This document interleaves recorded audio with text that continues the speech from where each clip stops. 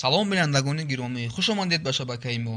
имрӯз мо шуморо бо муҳимтарин хабарҳои рӯз ошно месозем. собиқи раиси тоҷикон дар Магнитогорскро паронданд.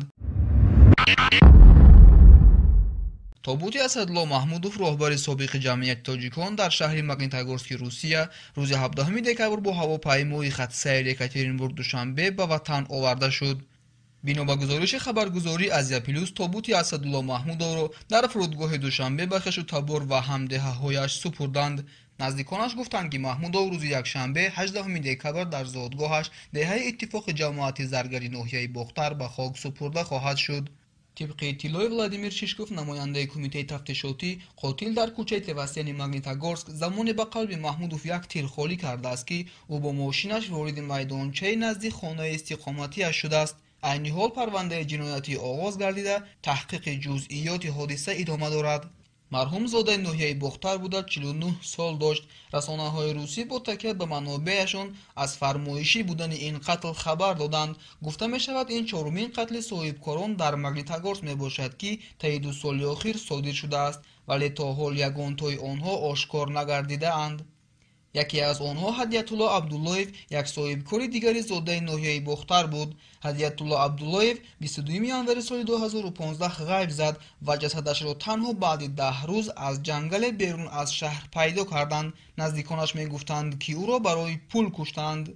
дар Русия то 1 миллион аз аҳолии қобили кори Тоҷикистон кору зиндагӣ мекунад.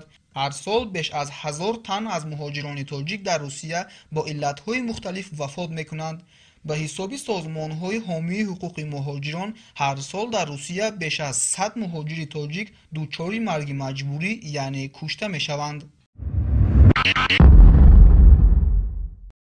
додгоҳи ноҳияи Болшеглошидский дар вилояти Самараи Русия шаҳрванди Тоҷикистон Фирӯз Аъзамҷонзод ва шаҳрванди Ӯзбекистон Бахтиёр Аббосовро бо ҷурми қасди убури ғайриқонунии марзи Русия ба 1 солу 1 моҳи зиндон маҳкум кард. зодаи дигари Ӯзбекистон Абдалӣ Бердиев, ки шаҳрванди ягон кишварро надорад, барои кӯмак ба ин ду нафар дар убури сарҳад ба 1 солу 1 моҳи зиндон маҳкум шуд. тафтишот мегӯяд, Фирӯз Аъзамҷонзод ва Бахтиёр Аббосов, ки ҳар сол барои мардикорӣ ба Русия меомаданд, қаблан аз Русия ихроҷ гардида, барои 3 сол аз ҳаққи бозгашт ба ин ҷоро маҳрум шуда буданд. аммо Абдалӣ Бердиев онҳоро бо мошин то як қитъаи аз назорат дури марзи Қазоқистон бо Русия оварда, роҳ нишон додааст, ки чӣ гуна пои пиёда аз марз убур кунанд. вале марзбонии Русия ҳардуи марзшикан, сипас роҳнамои онҳоро дастгир карданд. ҳар се акнун 1 солу 1 моҳӣ ҳукми худро дар зиндони низомаш умумӣ адо хоҳанд кард. Фирӯз Аъзамҷонзод дар додгоҳ гуфтааст, дар Тоҷикистон ҷойи кор наёфт ва барои таъмини рӯзгораш маҷбур шуда буд, ки бо ҳар роҳе ба Русия биравад. ба ҳисоби мақомоти Русия, шумораи муҳоҷирони хориҷие, ки ба далели вайрон кардани қоидаҳои будзубош аз ҳаққи убури марзи ин кишвар маҳрум шудаанд, ба 1.7 миллион нафар расидааст. танҳо аз Тоҷикистон 330 000 нафар дар рӯйхати сиёҳи Русия қарор доранд. баъди 2 моҳи марги сарбози горди миллии Тоҷикистон ба ҳангоми хизмат, волидонаш ба худкушию шубҳа карда мехоҳанд мақомот фоҷиаи хонаводаи онҳоро холисона ва воқеъбинона таҳқиқ кунад.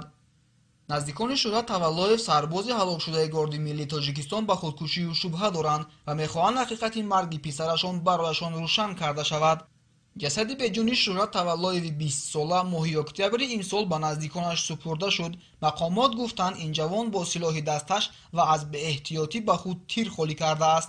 аммо Имомдод Таваллоев, падари сарбози фалтида, ки ахиран барои рӯшан кардани қазияи марги писар аз Рошқала ба Душанбе омадааст, пас аз суҳбат бо муфаттиш ва дидани аксҳои марги писараш ба ин хулосаи мақомот шак кардааст. ин падар мегӯяд, дар аксҳо дида мешавад, ки Шӯҳрат аз 2 ҷойи зериманаҳ тир хӯрдааст ва ба ин далел Имомдод Таваллоев ба ин суол посух меҷӯяд, ки чӣ тавр имкон дорад, ки як нафар ба худ 2 маротиба бахусус дар зериманаҳ тир холӣ кунад.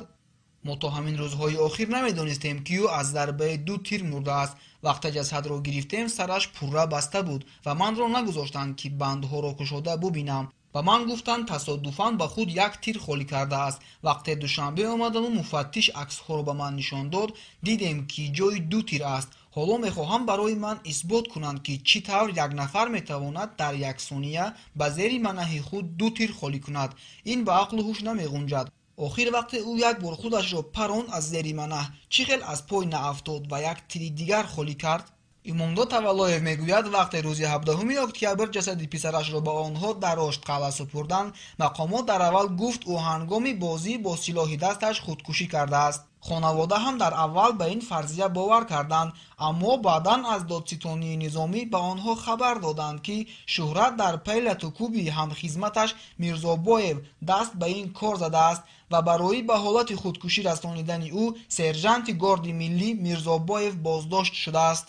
додситонии низомии душанбе гуфт ки дар робита бо қазияи худкушии Шӯҳрат Таваллоев бо моддаи 373 қисми 2 парвандаи ҷиноӣ боз шуда, сарбоз Мирзобоев ба ҳабси пешакӣ гирифта шудааст. падари Шӯҳрат Таваллоев мегӯяд ҳоло ман ба ин ҳам шубҳа дорам ки ҷавоне ки барои марги писари мо боздошт шудааст дар воқеъ гунаҳгор бошад.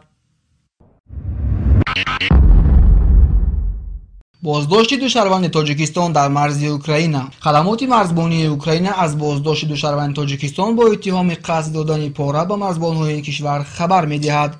Александр Трохимец, сухангӯи хадамоти марзбонии вилояти Харкови Украина, рӯзи 12 декабр дар суҳбат бо ахбор гуфт, дар ҳафтаи гузашта ду шаҳрванди Тоҷикистон дар марзи ин вилоят бо Русия дастгир ва ба мақомоти пулиси миллии Украина супурда шуданд. ба гуфтаи сухангӯи марзбонҳои Харков, дар ду маврид шаҳрвандони хориҷӣ талош карданд ба додани пора ба марзбонҳо роҳи худро ба қаламрави Украина бикушоянд. сухангӯи марзбонҳои Украина гуфт, азбаски дар ду маврид сухан дар бораи маблағҳои хурд меравад, эҳтимол ин ду нафар танҳо ба ҷарима ва ихроҷ аз қаламрави кишвар халос хоҳанд хӯрд, аммо мумкин аст ки танҳо аз ҳаққи убури хоки Украина барои дасти кам 3 сол маҳрум шаванд, чунки пешниҳоди пора ба мақоми давлатӣ ҷинояти коррупсионист. пешниҳоди афви муҳоҷирон аз забони раиси парлумони Русия. раиси маҷлиси болоии парлумони Русия хостори афви муҳоҷироне шуд ки қонуншиканӣ ҷиддӣ накардаанд. Русия то имрӯз 1.7 миллион муҳоҷирро ба рӯйхати сиёҳ шомил кардааст. Валентина Матвиенко, раиси шӯрои Федератсияи маҷлиси болоии парлумони Русия, рӯзи 14 декабр хостори бозбинии рӯйхати сиёҳи муҳоҷироне шуд ки аз ҳаққи вуруд ба қаламрави Русия маҳрум шудаанд. Матвиенко, ки дар мулоқоти вакилони шӯрои Федератсия бо вазири корҳои дохилии Русия Владимир Колокольцов суҳбат мекард, гуфт, он муҳоҷирон ки аз кишварҳои СНГ ба қонуншиканиҳои хурду реза роҳ додаанд, бояд мавриди авф қарор бигиранд. қонунгузории мо бояд амниятро таъмин кунад, вале нисбат ба қишрҳои чун шаҳрвандони СНГ бархурди башардӯстона дошта бошад. Владимир Колокольцов низ ба ин пешниҳод розӣ шуд. Колокольцов дар ин мулоқот ба вакилони парлумон эътироф кард ки пули ҷудошуда барои ихроҷи муҳоҷирон кифоят намекунад. ба гуфтаи вазири корҳои дохилии Русия, то имрӯз аллакай 1.7 миллион муҳоҷир ба рӯйхати сиёҳи ин кишвар шомил шуда, аз ҳаққи бозгашт ба Русия маҳрум шуданд. ин дар ҳолест ки пули муҳоҷирон ба буҷаи Русия барои патент, андоз ва дигар пардохтҳо месупоранд, ба як манбаи муҳими даромади хазинаи ин давлат табдил ёфтааст.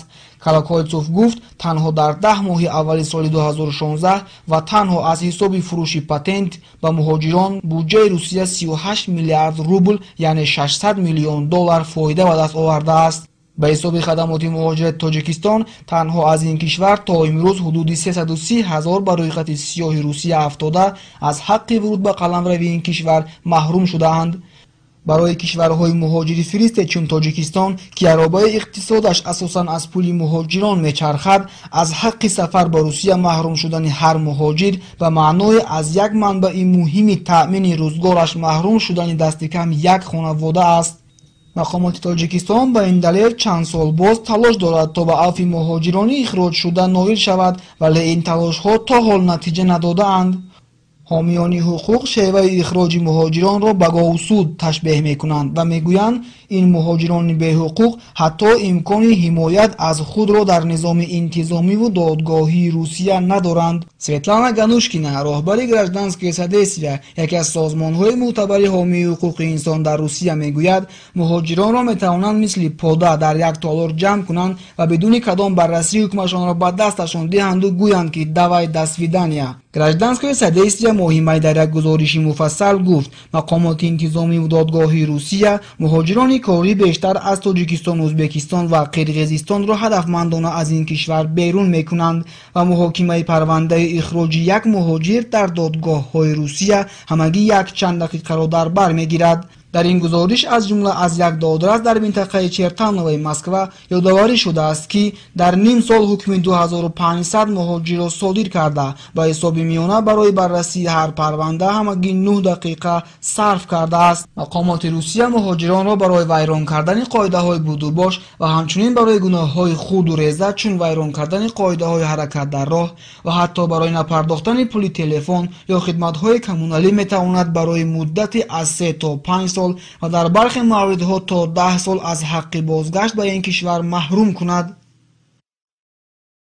агар шумо мехоҳед ки аз охирин хабарҳо ва ҳодисаҳои рӯи замин огоҳ бошед, пас ба шабакаи мо ҳатман обуна шавед.